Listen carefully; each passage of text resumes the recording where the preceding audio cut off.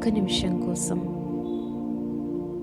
ఈ కామెంటరీ వింటూ స్పష్టతను అనుభవం చేయండి.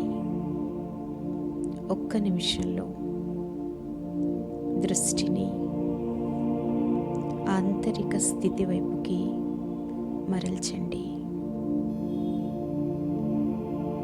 శాంతిగా మీ ఆలోచనల్ని మీరు పరిశీలించండి.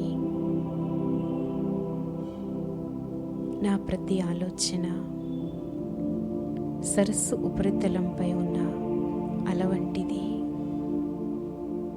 నా మనస్సు లోతైన ప్రశాంతమైన సరస్సు వంటిది.